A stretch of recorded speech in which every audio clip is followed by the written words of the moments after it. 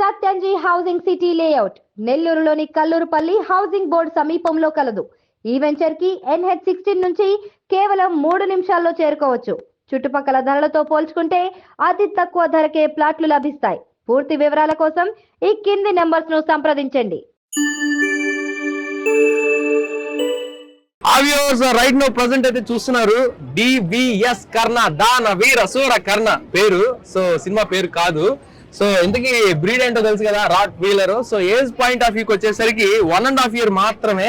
So మరిన్ని విశేషాలు అయితే బ్రదర్ అడుగు. Hi brother. Hi bro. ఎక్కడి నుంచి వస్తున్నారు? నెల్లూరు వేదాయపాలెం. నెల్లూరు వేదాయపాలెం. సో ఇంతకీ ఎక్కడి నుంచి తీసుకొచ్చారు? సో ఇది బెంగళూరు నెలమంగల్ నుంచి వచ్చింది. నెలమంగల్, బెంగళూరు నుంచి. సో కాస్ట్ పాయింట్ ఆఫ్ వ్యూకి వస్తే ఎంత కాస్ట్ ఉంటుంది? ఓవరాల్ ఇక్కడ మనకి నెల్లూరు జరగా 35. సో అటు సైడ్ కాస్ట్ మారిపోద్దా? సో అక్కడ నుంచి మనకి అంటే బ్రీడర్ కాస్ట్ ఉంటుంది, మళ్ళీ ట్రాన్స్పోర్ట్. సో ఓవరాల్ గా 30 to 35.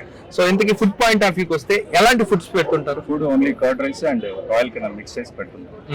ప్రస్తుతానికి అయితే vegetarian, pure vegetarian. But actual rat అంటే నాన్ వెజ్ కదా? యాక్చువల్లీ రాట్ అంటే నాన్ వెజ్, కానీ మనం పెంచే విధానంలో ఉంటది. కొంతమంది పేరెంట్స్ వాళ్ళు ఉంటారు, అంటే నాన్ వెజ్ తెచ్చని వాళ్ళు ఉంటారు, వాళ్ళు ఉంటే కంప్లీట్ గా వెజ్ పెడుతుంటారు.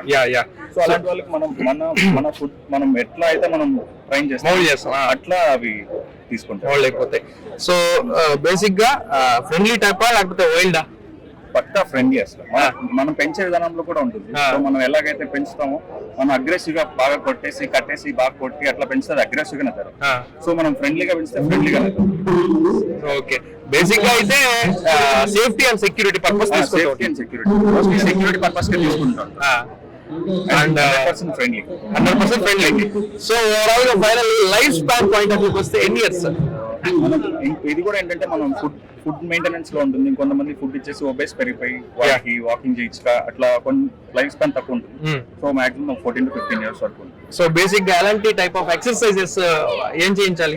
Daily morning evening after food ఒక 2 rounds అట్లా వాక్ చేస్తే సరిపోతుంది. ఫ్రీ టైమ్ లో ఫ్రీ స్పేస్ ఉన్న దగ్గర జస్ట్ చేయండి, రిమూవ్ చేసి బాల్ తో అట్లా ప్లే చేస్తే సరిపోతుంది. ఓకే, సో డైలీ గేమ్స్ అయితే ఆడిస్తున్నారా? మంచి ఫుడ్ కూడా పెడుతున్నారా? ఫుడ్ అయితే మంచిగా, యాక్చువల్లీ దానికి మనం పెడితేనే తింటుంది, కంప్లీట్ గా అదైతే తీసుకోవాలి.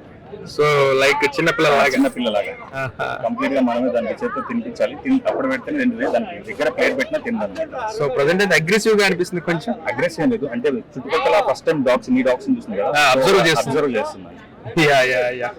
Anyway, so all the best. Smell బట్టి కొంచెం అలవాటు పడితే అంతేనా? సో మామూలుగా అయితే ఎవరైనా ఫ్రెషర్స్ ఇస్తే మాత్రం ఆటోమేటిక్ అరుస్తుంది. అంటే కొత్త పర్సన్ చూడగానే అరవడం అనేది స్టార్ట్ చేస్తుంది.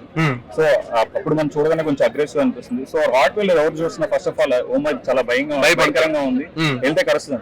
సో మనం పెంచే విధానంలో ఇప్పుడు మీరు హెడ్ మీద హ్యాండ్ పెట్టినా ఏమంది, రాట్ వీలర్స్ సపోజ్ మీరు హ్యాండ్ కానీ హెడ్ మీద పెడితే డైరెక్ట్ అటాక్ చేస్తారు అంతే. సో ఇంతకీ పేరేంటి? DVS కర్ణ. డిఫరెంట్ గా యాక్చువల్లీ మన హిందూ సాంప్రదాయం ప్రకారం ఒక హిందూ నేమ్ పెట్టాలని దీనికి కర్ణ అని పెట్టాం.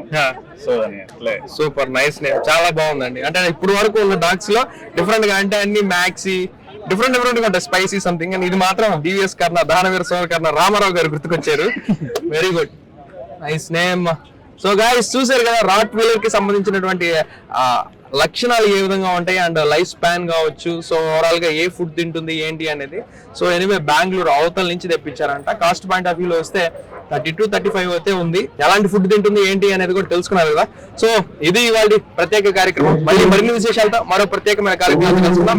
Keep smiling. కెమెరామెన్ మల్లికార్జునతో దినేష్.